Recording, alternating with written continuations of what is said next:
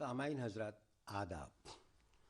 आज इस स्टूडियो में एक मुशायरे का इनेकाद किया गया है और इस मुशायरे में जो शोरा हजरत और शायरा तशरीफ़ लाई हैं वो अपने तारुफ के मोहताज नहीं हैं।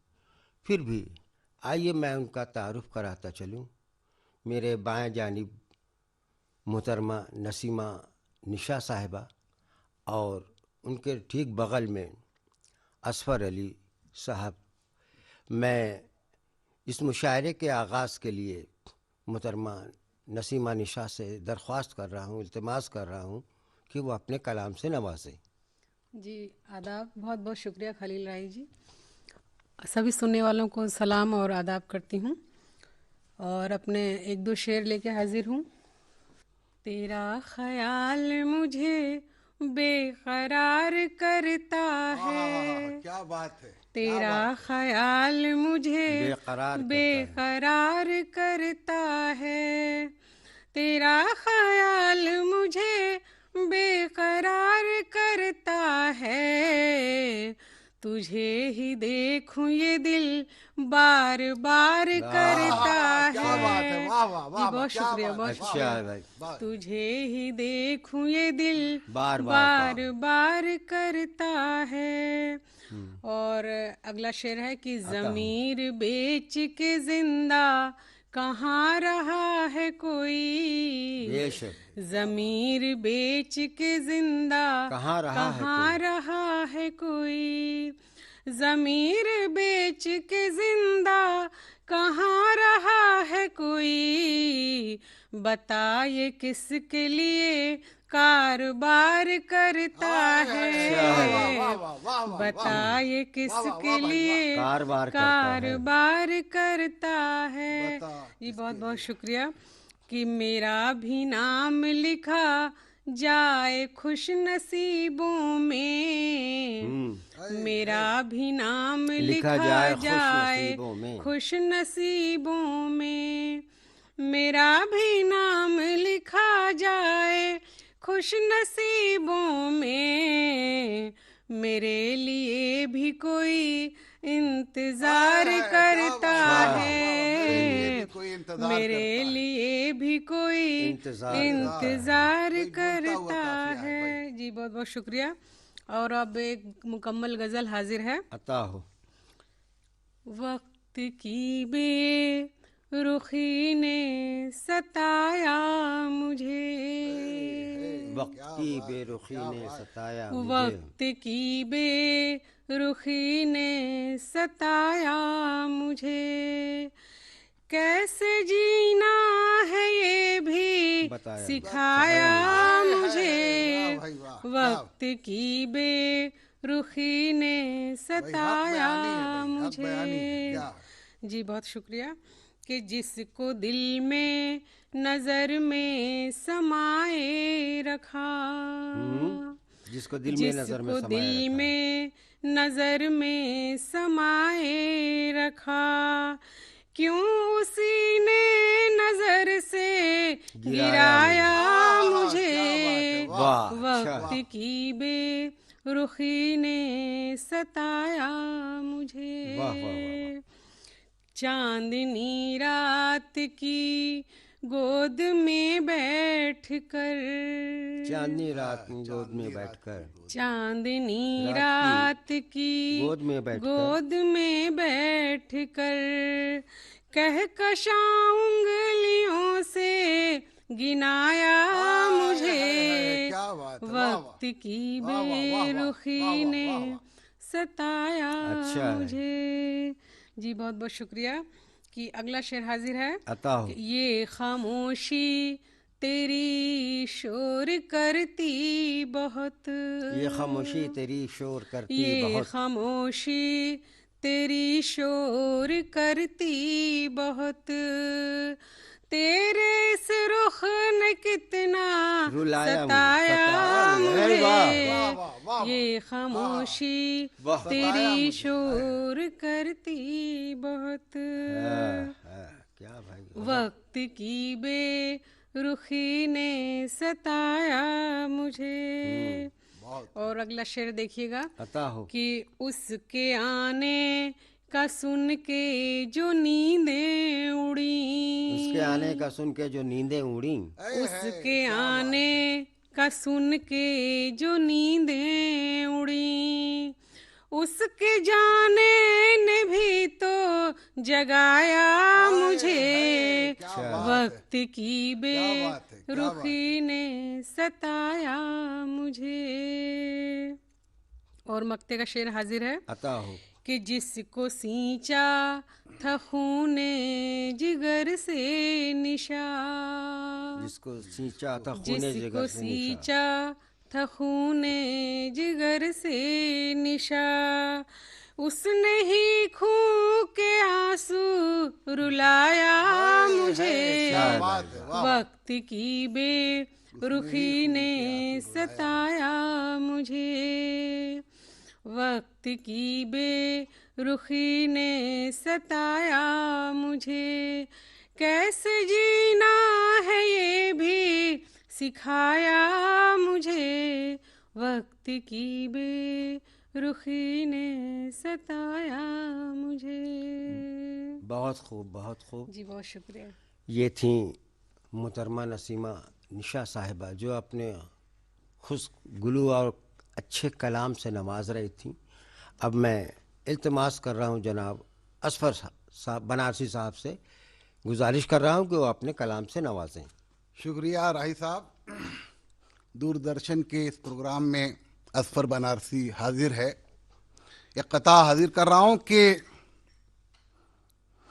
अपना अपना ये ईमान करेंगे, अपना ये ईमान, ये ईमान करेंगे, देश का अपने गान करेंगे। भाई वाह, अच्छा भाई, वाह वाह, अपना ये ईमान करेंगे, वाह वाह वाह, देश का अपने गान करेंगे। और जात धर्म कुछ भी हो, लेकिन जात धर्म कुछ भी हो, लेकिन दिल को हिंदुस्तान करेंगे। वाह वाह वाह वाह वाह वाह, दिल को हिंदुस्तान करेंगे। भाई बहुत अच्छा, बहुत अच्छा। देखिए गजल का मतलब साहब, मेरी आंखों ने जो उतारी है, मेरी आंखों ने जो मेरी आंखों ने जो उतारी है, तेरी तस्वीर कितनी प्यारी है। मेरी आंखों ने जो उतारी है, तेरी तस्वीर कितनी प्यारी है। और देखिए शेर के अता हो, अता। आदमी तो बिगड़ भी सकता है, आदमी तो बिगड़ भी सकता है, आदमी तो बिगड़ भी सकता है, प्यार ने जिंदगी संवारी है। क्या बात है भाई, आदमी तो बिगड़ भी सकता है, प्यार ने जिंदगी संवारी है। और देखें कि शेर हाजिर कर रहा हूं कि भूल कर राय साहब कि भूल कर वो हमारे घर आए, भूल कर वो हमारे घर आए, भूल कर वो हमारे घर आए, ऐसी किस्मत कहाँ हमारी है। अच्छा है भाई, बहुत अच्छा, भूल कर वो मेरे हमारे घर आए, ऐसी किस्मत कहाँ हमारी है। और देखें कि जो है जीत कर मैं हार जाता हूँ, जीत कर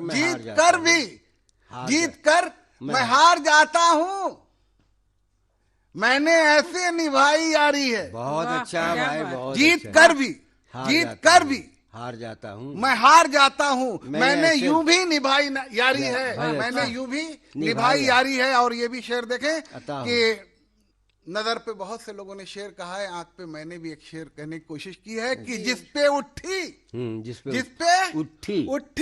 उसे मिटा डाला।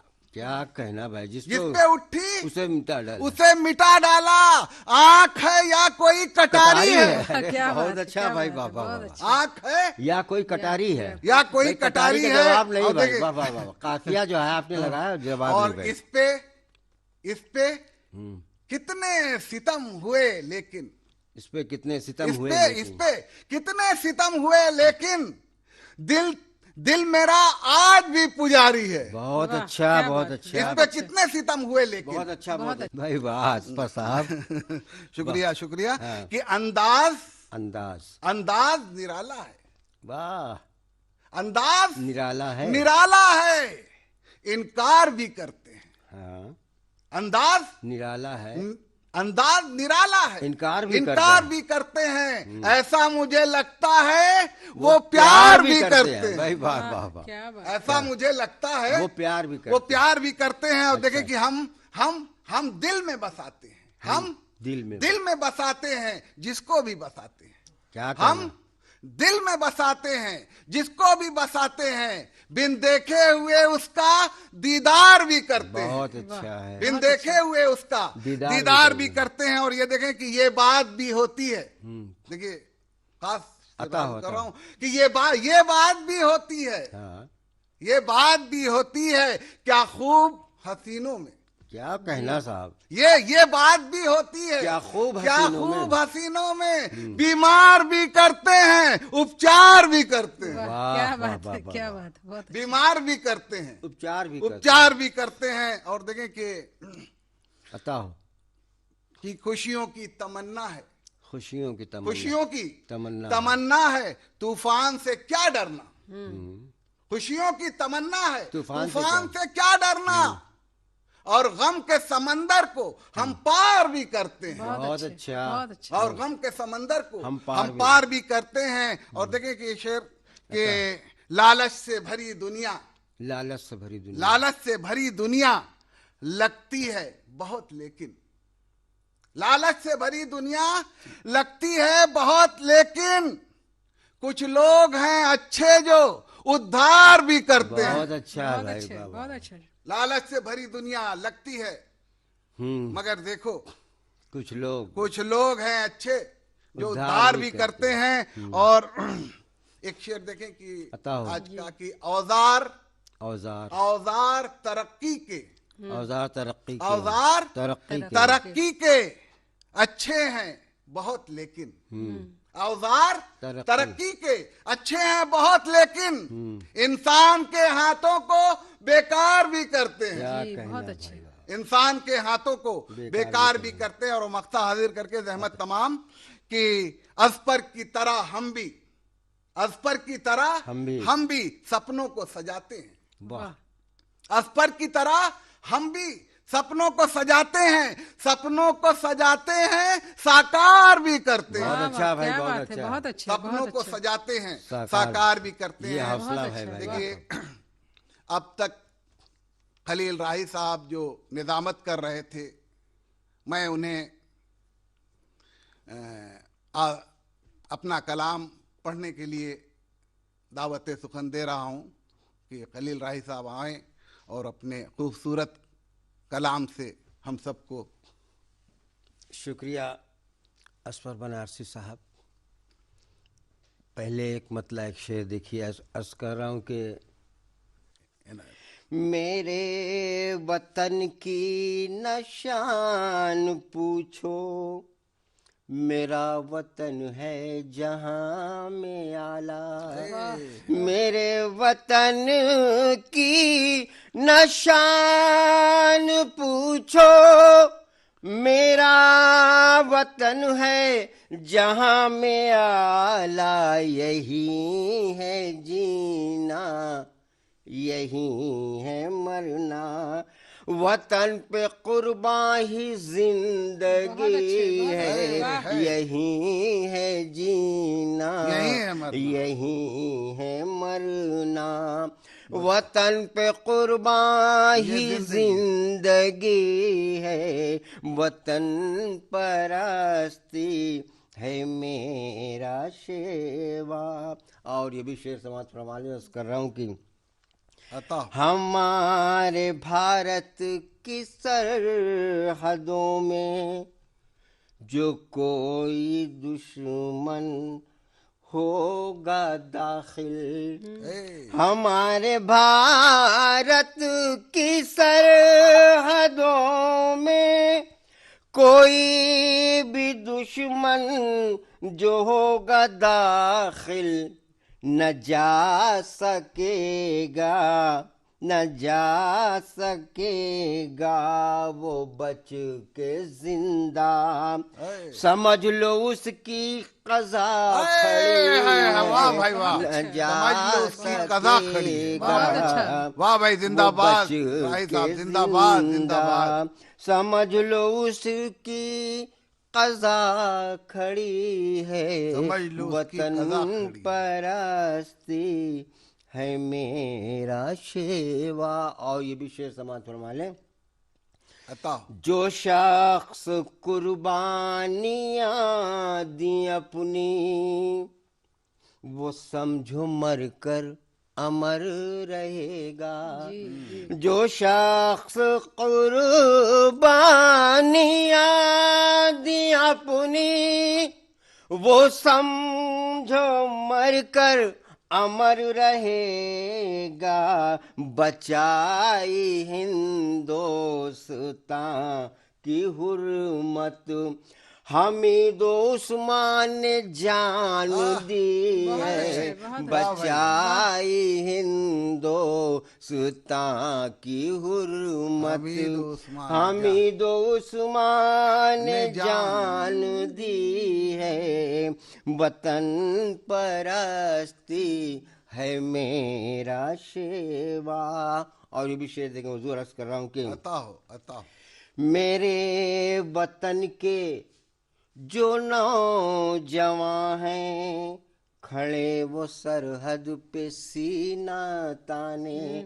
मेरे वतन के जो नौजवान हैं, खड़े वो सरहद पे सीना ताने। मुहाज़े जंगो जदल पे उनकी निगाह हरदम जमी हुई है। मुहाज़े जंगो जदल पे उनकी निगाह हरदम जमी हुई है। वतन परस्ती है मेरा शेवा। और ये भी शेर देखें, अर्ज कर रहा हूँ कि वतन परस्ती का ये है जज्बा, हटे न पीछे वो एक कदम भी। वतन परस्ती का ये है जज्बा, हटे न पीछे वो एक कदम भी। वहाँ पे जाके खड़े हुए हैं जहाँ पहाड़ी भी बर्फ की है। वहाँ पे जाके खड़े। और मक्ता समात फरमा लें, अर्ज कर रहा हूँ बिला ताखीर के, ये अपने प्यारे वतन को राही न छोड़ू मरने के बाद भी मैं। ये अपने प्यारे वतन को राही न छोड़ू मरने के बाद भी मैं। यहीं की मिट्टी में दफन हूँ मैं। यही तमन्ना एक आखिरी है। यहीं की मिट्टी में दफन हूँ मैं। यही तमन्ना एक आखिरी है। वतन परस्ती जिंदाबाद जिंदाबाद मेरा शेवा। और यहीं पे इस शेरी ने मुशायरे का इख्तिताम किया जाता। जितना हक तुम्हें है उतना हमें भी, फिर जुल्म बेवजह क्यों सहें। कानून जितना तुम्हारा है उतना हमारा भी, फिर मुनसिब से बातें क्यों न कहें। नमस्कार, आइए करते हैं एक पहल मानव अधिकार को समझने की, जानने की और इसे संजोने की। हमारे साथ स्टूडियो में मौजूद हैं सिविल जज सीनियर डिवीज़न सुधा सिंह जी। बहुत बहुत स्वागत है सुधा जी आपका हमारे इस कार्यक्रम में। धन्यवाद। नमस्कार जी। सुधा जी, जैसा कि हम सभी जानते हैं कि 10 दिसंबर को मानवाधिकार दिवस मनाया जाता है, आखिर इसकी सार्थकता क्या है? मैं बताना चाहूँगी कि अंतर्राष्ट्रीय स्तर पर 10 दिसंबर को अंतर्राष्ट्रीय मानवाधिकार दिवस मनाया जाता है। द्वितीय विश्व युद्ध के बाद जैसी स्थिति, बर्बरता, क्रूरता, अत्याचार शुरू हुआ आम मानव जाति पर, तो विश्व पटल पे ये सोचा जाने लगा क्या मानव का कोई अधिकार नहीं है जी। उसे इस पशुवत स्थिति में क्यों रखा गया। पूरे विश्व ने, देशों ने साथ आकर सामने आकर ये सोचा कि क्यों ना कुछ ऐसा किया जाए कि मानव के अधिकार को संरक्षित किया जा सके। ऐसी स्थिति में संयुक्त राष्ट्र संघ ने पहल किया और 10 दिसंबर 1948 को इसका पूरा खाका तैयार किया गया। उसके बाद इसको मूर्त रूप देने में 2 साल लग गए। 1950 में आकर के इसको मूर्त रूप दिया गया और 10 दिसंबर को अंतर्राष्ट्रीय मानवाधिकार दिवस के रूप में पूरे विश्व में हर्ष और उल्लास के साथ मनाया जाने लगा। मानव के अधिकार को संरक्षित किया गया और हर साल इसे मनाकर लोगों को सचेत किया गया कि ये मानव के अधिकार हैं, उन्हें मानव होने के नाते स्वाभाविकतः दिया गया है, इससे उन्हें वंचित नहीं किया जा सकता। उसे दांडिक प्रावधान बनाए गए। जैसे हमारे यहाँ भारतीय संविधान में भारतीय नागरिक होने के नाते कुछ मूल अधिकार हैं और कुछ व्यक्ति होने के नाते अधिकार दिए गए हैं। इसको संरक्षित करने का मुख्य उद्देश्य यही था क्योंकि मानव भूल गया था कि मानव के साथ ही अत्याचार वो कर रहा है और मानव को मानव होने के नाते स्वाभाविकता ऊपर से प्राकृतिक रूप से हमें वो अधिकार मिला हुआ है। तो इसको संजोने के लिए अंतर्राष्ट्रीय स्तर पर यह पहल की गई और 10 दिसंबर को अंतर्राष्ट्रीय मानवाधिकार दिवस घोषित करते हुए पूरे विश्व में मनाया जाने लगा।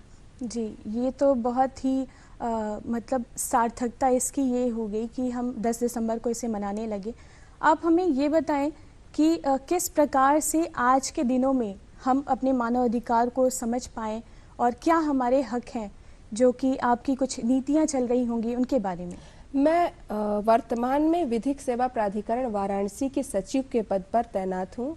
पूरे प्रदेश में हर एक जिले में ये पद सृजित किया गया है और इस प्राधिकरण के सचिव होने के नाते माननीय सालसा और नालसा के निर्देश पर हमें इसी तरह के अवेयरनेस प्रोग्राम चलाए जाने के लिए, ताकि आम जन अपने अधिकार के बारे में जान सके, अपने कानूनों के बारे में जान सके, किस तरह से उन्हें अगर पीड़ित किया जाता है तो उसका उपचार उन्हें मिल सकता है।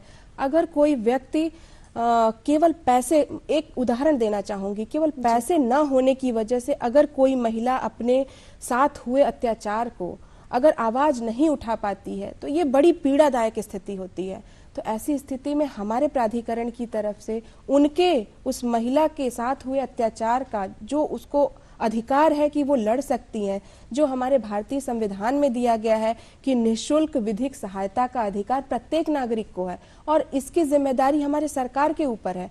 तो उसी क्रम में हमें ये कहा गया है, निर्देश दिया गया है कि हम ऐसे लोगों को ढूंढें, उन्हें उनके अधिकारों के बारे में सचेत करें और निःशुल्क विधिक सहायता के लिए उन्हें फ्री ऑफ कास्ट हम वकील, अधिवक्ता उपलब्ध कराते हैं ताकि वो अपनी लड़ाई, अपने अधिकार की लड़ाई लड़ सकें। तो कहीं ना कहीं ये उस मुहिम की शुरुआत जो की गई थी 1948 में अंतर्राष्ट्रीय पटल पर, उसके क्रम में ही आज का ये जो है कि हम उनके लिए सहायता के लिए आगे आ रहे हैं। या तो आपने किस तरीके का कौन सा कदम उठाया कि आप जन जन तक पहुंच जा रही हैं, महिला पुरुष उनके अधिकारों के बारे में किस प्रकार से उनको अवेयर कर रही हैं? जी, मैं बताना चाहूंगी कि विधिक सेवा प्राधिकरण को इसी काम के लिए सौंपा गया है कि आप पूरी तरह से तत्पर होकर के सिर्फ और सिर्फ विधिक सहायता, अवेयरनेस कैंप एंड लोक अदालत का जो आयोजन किया जाता है, ये हमारे विधिक सेवा प्राधिकरण के कार्यों में से मेन है, जिसके लिए इसकी रचना की गई थी। और विधिक सहायता हम किस तरह से महिलाओं की कर सकते हैं, बच्चों की कर सकते हैं, अपंग लोगों की कर सकते हैं, वृद्ध जन की कर सकते हैं, विधवा महिलाओं की कर सकते हैं। तो धारा 12 1987 का विधिक सेवा प्राधिकरण एक्ट है, उसमें जितने भी जरूरतमंद लोग हैं उसकी पूरी लिस्ट दी गई है। पूरा एक सूची है कि किन किन लोग को हम जरूरतमंद कहेंगे, जहां विधिक सहायता की जरूरत है, जिनको उनके अधिकार के लिए हमें आगे आने की जरूरत है। हम जेलों में जाते हैं, वृद्धाश्रम में जाते हैं, बच्चों के कैंप्स लगाते हैं, या अस्पताल में जहां नीडी लोग हैं उनको हमारी आवश्यकता है, हम वहाँ आगे आते हैं। तो माननीय सालसा की तरफ से ये हमें निर्देश हर साल के लिए, इनफैक्ट हर महीने के लिए टारगेट दिया जाता है, जिसमें इस माह में मानवाधिकार दिवस का जो आप कह रही हैं सार्थकता, वो इस तरह से आती है सामने कि हम इसके लिए अवेयरनेस कैंप लगाए, लोगों को जागरूक किए। उसके लिए माध्यम आपका दूरदर्शन हो सकता है, टीवी हो सकती है और रेडियो हो सकता है। इन सब से हमने प्रयास किया कि आमजन अपने अधिकार को जान सके, अपने साथ हुए जुल्म को समझ सके, उसके विरुद्ध आवाज उठा सके। अगर वो आवाज उठाने की स्थिति में नहीं है तो विधिक सेवा प्राधिकरण उसके लिए आगे आएगा, उनकी पूरी सहायता करेगा। जैसे अधिकारों की बात आपने की, तो हम जानना चाहेंगे कि किस किस प्रकार के अधिकार हैं जो आम जनता को जानने चाहिए। अब अगर संविधान की बात करेंगे तो मानव के मानव होने के नाते उसको गरिमापूर्ण तरीके से जीने का अधिकार है। आर्टिकल 21 जो हमारे संविधान का है जी। वो अगर पहले की स्थिति देखें और मेनका गांधी के केस के बाद की स्थिति देखें, केशवानंद भारती के बाद देखें, तो उसका इतना विस्तार कर दिया गया है। आपको स्वच्छ हवा में, स्वच्छ वातावरण में जीने का अधिकार है, ये भी आपका फंडामेंटल राइट है। आपको विधिक सहायता प्राप्त करने का अधिकार है, आपको गरिमापूर्ण तरीके से जीने का अधिकार है, और हर चीज का मानक खुद माननीय सुप्रीम कोर्ट ने तय कर रखा है। तो इस तरह से अगर देखेंगे, जीने का, खाने का, स्वच्छ वातावरण में रहने का, आपको प्रोटेक्टेड रहने का, जिसका दायित्व तो पूरी तरह से सरकार के ऊपर होता है कि वो देखे हमारा नागरिक सही तरीके से है कि नहीं, उसको प्रोटेक्शन मिल रहा है कि नहीं मिल रहा है। तो सब कुछ को संविधान ने संरक्षित कर दिया है। और रही सही कसर हमारी माननीय सुप्रीम कोर्ट ने अपने निर्वचन से बढ़ा दिया है। तो इस इतने तरह के अधिकार आपके उसमें आ गए हैं कि आप जिस तरफ देखें उधर के अधिकार आपके अधिकार बन जाएंगे। और कहा भी गया है कि जहां से आपकी नाक शुरू होती है, जहां से आपकी नाक शुरू होती है, वहां से दूसरे का जो है वो वहीं पे आपका अधिकार खत्म होता है, दूसरे का राइट शुरू हो जाता है। तो अधिकार, कर्तव्य जो है वो अधिकार का जनक माना जाता है। तो एक तरफ तो आपने जो कहा कि कैसे कैसे आप कह सकते हैं क्या क्या अधिकार हैं, तो मैं इसके साथ ही जोड़ना भी चाहूंगी, अधिकार हम सब जान ले रहे हैं, मानव के क्या क्या अधिकार है, मानवाधिकार क्या है, मानवाधिकार दिवस मनाए जाने का क्या हमारा पर्पज है। लेकिन उसके साथ साथ चूंकि ये हमें अपने मूल में रखना चाहिए कि अधिकार लेना है तो कर्तव्य करना है। कर्तव्य जनक होता है अधिकार का, आप कर्तव्य करें, अधिकार आपको खुद ब खुद मिल जाएंगे। कर्तव्य करते हुए अधिकार मिल तो जाएगा, लेकिन अगर हम बात करें जाति की, लिंग भेद की, तो हर इंसान इतना मतलब मुनासिब नहीं होता है कि वो पहुंच पाए आप तक। तो क्या है कि अब वो अपने कदम आप तक पहुंचा पाए, अपनी समस्याओं को आप तक रख पाए, वो किस प्रकार से आप तक पहुंचे? हमारे यहाँ कई तरह से ये काम किया जाता है। पैरालीगल वॉलंटियर्स हैं हमारे यहाँ जो नियुक्त किए जाते हैं, पैनल लॉयर्स हैं, और हम स्वयं भी बाकी संस्थाओं से जुड़कर, प्रशासन के लोगों से जुड़कर हम कैंप्स जो लगाते हैं उसमें लोगों को बताने का प्रयास करते हैं कि आपके राइट्स क्या हैं और आपका हनन होने पर आप कहाँ जाएंगे। जैसे सखी वन स्टॉप सेंटर बनारस में काम कर रहा है, उसको दीनदयाल उपाध्याय हॉस्पिटल जो उसके पीछे रखा गया है कि आम महिला के साथ जब अत्याचार होगा तो वो नॉर्मली ऐसे निकल के अपनी बात नहीं रख पाएगी, लेकिन अगर वो कहेगी घर से कि हम हॉस्पिटल निकल रहे हैं तो उसको निकलने में भी सुविधा रहेगी, अपनी बात जाके वो वहाँ कह भी सकती है। इस तरह के कैंप्स में आ सकती है। तो ऐसे ऐसे माध्यम से हम कोशिश कर रहे हैं कि आम जन, महिलाएं, बच्चे अपना अधिकार जान सकें। जी, बहुत बहुत धन्यवाद। आप सुधा जी हमारे स्टूडियो में आई और हमें बहुत ही महत्वपूर्ण जानकारियां हमसे साझा की। इसके लिए आपका बहुत बहुत एक बार पुनः धन्यवाद।